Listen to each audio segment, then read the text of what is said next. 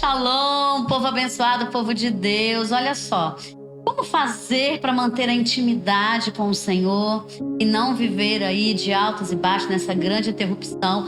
Muitas vezes o inimigo tenta trazer sobre nós pessoas, a parte humana, natural, as coisas do mundo, tenta nos roubar dessa intimidade com Deus. A palavra do Senhor nos fala em Salmos 25, versículo 14, a intimidade do Senhor é para os que o temem, aos quais Ele dará a conhecer a sua aliança. Então, para que você tenha esse entendimento, Deus vai fazer você conhecer a sua aliança, e você temer a Deus, e a intimidade de Deus com você é para aqueles que temem a Ele, é para aqueles que adoram a Ele, é para aqueles que comungam, é aqueles que têm realmente uma vida realmente voltada para querer ter essa intimidade com o Senhor.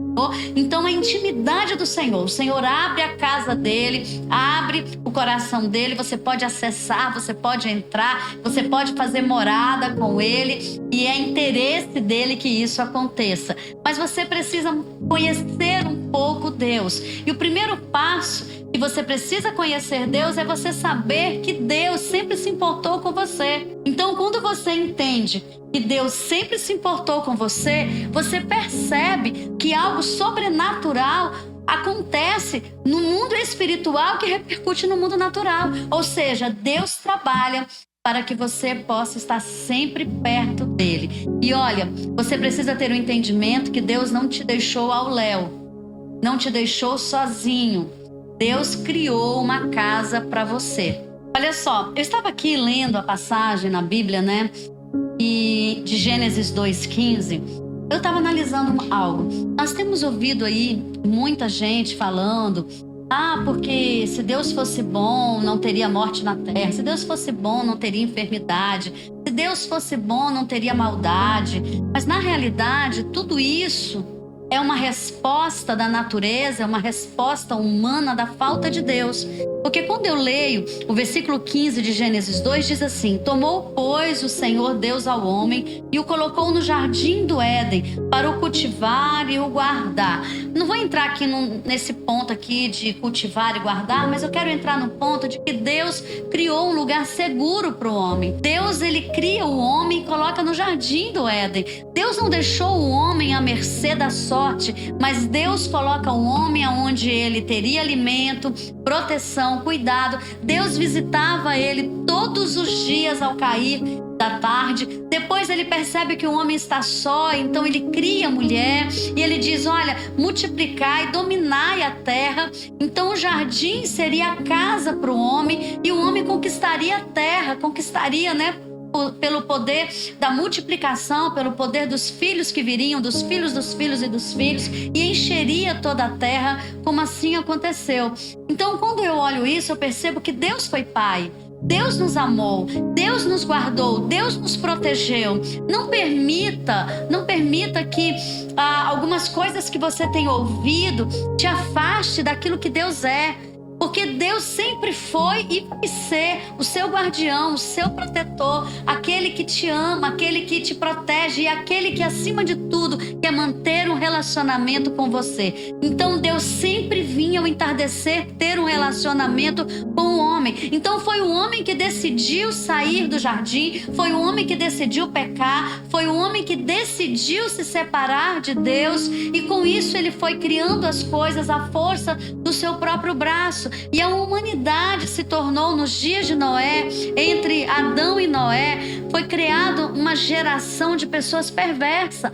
Foi criada uma geração de pessoas sem Deus. Então Deus, ele quer dar um restart. Ele chega e diz assim: olha, Noé, faz uma arca, coloca a tua família dentro, porque aqueles que não se converterem, eu vou destruir. Noé foi saindo pregando o evangelho, e eu falo que ele pregou praticamente 150 anos, que foi o tempo que ele levou para edificar a arca, e ele pregou e não teve uma sequer conversão. Então, quando eu olho isso, eu percebo que o problema não está em Deus, o problema está em nós. Então, quando você pensar em Deus, pense em alguém que enviou Jesus para te levar de volta para o jardim secreto dele, para te levar de volta para a comunhão com ele. Jesus morre para tirar você das garras do inimigo, para tirar você desse tempo de maldade, em que o mundo tem vivido e trazer você para a proteção dele. Não quer dizer que você não terá lutas, nem desafios e nem terá aí dificuldades, mas quer dizer que você terá Deus com você, que vai te guardar, que vai te proteger, que vai ser com você em todo tempo, em qualquer circunstância. Então, quando você entende isso, você começa a perceber que Deus te ama desde o princípio. E a Bíblia diz que Deus te criou desde o início. E quando você ainda era uma substância informe, Deus havia escrito todos os teus dias. E Deus não escreveu dores para você. Deus escreveu vitórias, conquistas, a presença dele, a unção dele. Mas as nossas escolhas nos levam para fora do plano perfeito de Deus. E aí Deus trabalha de novo para nos trazer para dentro do plano perfeito. Então o problema não está em Deus, está em nós. Então pare de culpar Deus e comece a se autoanalisar e veja o que você precisa fazer para permanecer no jardim, para permanecer na presença, na intimidade, na glória dele, envolvido por ele. Então, quando eu leio aqui Gênesis, eu percebo que Deus se preocupou comigo e com você. Deus se preocupou com Adão desde o início, se preocupou com Eva desde o início e vai continuar se preocupando. Por isso ele trabalha dia e noite para que você possa encontrá-lo e você possa voltar ao jardim. E o segundo passo que você precisa fazer é você ter fé. Esse é o passo fundamental. E se você entender para que serve a fé, você jamais será enganado e roubado pelo inimigo. Em Hebreus 11, há um relato de fé, né? Existem os exemplos da fé. Então, quando eu vejo, eu digo, ora, a fé, fala em Hebreus 11:1, é a certeza de coisas que se esperam e a convicção de fatos que não se veem. Quando eu leio esse texto, eu começo a perceber aqui o que foi a narrativa daquele que escreveu, e nós começamos a ver que foi uma ação sobrenatural escrita naqueles dias para que aqueles que estavam sendo perseguidos, mortos, estavam sendo realmente dilacerados, estavam sendo cortados ao meio, crucificados, entregues a leões, em cadeias, por amor de Cristo, eles pudessem entender que a fé era a única tábua de salvação que eles teriam, era a única coisa que poderia protegê-los de todo esse ataque espiritual que eles estavam vivendo, de todo esse ataque natural de perseguição que eles estavam vivendo.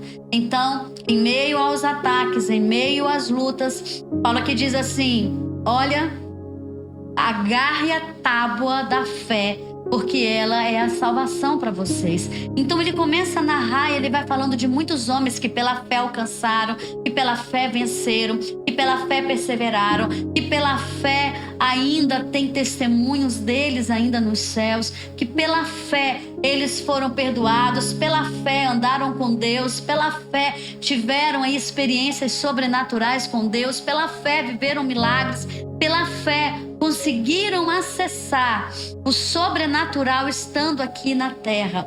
Então Paulo diz àqueles que estavam sendo perseguidos naquele tempo, e hoje fala para mim e para você: fique firme, guarde a fé, segure a fé. É a única coisa que nós temos de concreto hoje, é você crer.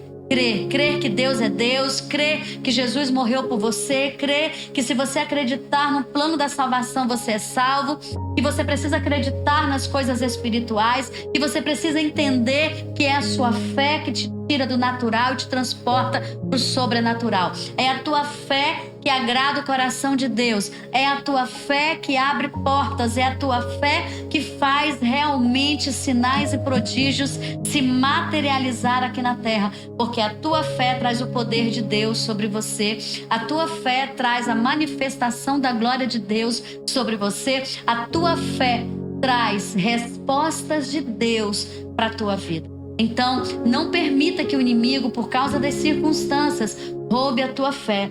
Não permita que o inimigo, por meio a ataques que faz a você, roube a tua fé. Não permita a espera do milagre matar a tua fé. Não permita que a espera da resposta mate a tua fé. Não permita que o tempo em que você está esperando Deus trabalhar mate a sua fé. Mas a sua fé, ela precisa estar ativa, porque é o que vai te dar esperança de que dias melhores virão e de que o Senhor se manifestará sobre a tua vida. Então, a fé é muito importante. Por isso estamos sendo tão atacados na nossa fé. Por isso que nós estamos sendo tão bombardeados para deixarmos de ter fé, para podermos deixar de viver tudo que Deus tem. Por isso, nesta hora, eu libero sobre a tua vida. Tenha fé. Guarde a fé sobre tudo que você precisa guardar. Guarda teu coração e a fé dentro dele. Coloque chaves sobre ele para que o inimigo não consiga acessar. Porque um homem e uma mulher de fé rompe o inferno. Um homem e uma mulher de fé rompe o sobrenatural. Um homem e uma mulher de fé consegue vencer o inimigo das nossas vidas. Quando então eu percebo que eu preciso buscar essa intimidade com o Senhor e adentrar dentro da intimidade de Deus, eu então entendo que Deus, ele sempre preparou o ambiente para que houvesse essa intimidade, que foi o jardim, me colocando lá dentro. Segundo, Deus me dá a ferramenta chamada fé, que me faz suportar todas as coisas, crer em todas as coisas e viver o milagre. Então, olha só, Romanos, eu quero encerrar com esse versículo, Romanos 5, versículo 5 diz assim: ora, a esperança não confunde, porque o amor de Deus é derramado em nosso coração pelo Espírito Santo que nos foi outorgado. Porque Cristo, quando nós ainda éramos fracos, morreu a seu tempo pelos ímpios. Dificilmente alguém morreria por um justo, pois poderá ser que pelo bom alguém se anime a morrer, mas Deus prova o seu próprio amor para conosco pelo fato de ter Cristo morrido por nós, sendo nós ainda pecadores. Então, quando eu vejo aqui, eu percebo que o amor de Deus por nós, ele é real, é palpável e pode transformar a sua vida. Então, você que está aí nos ouvindo nesta hora, você precisa entender: Deus sempre, sempre, sempre lutou para que você tivesse intimidade com Ele. Deus sempre te chamou para perto dEle. Deus sempre fez tudo o que Ele podia por mim e por você. Mas a escolha Deus deixou para mim e para você. Escolha Deus. Escolha estar com Deus. Escolha voltar para o jardim. Escolha ter fé que move os céus ao seu favor. Escolha a intimidade do Senhor a intimidade do mundo. Busque a intimidade do Senhor, Ele te espera. Que Deus te abençoe.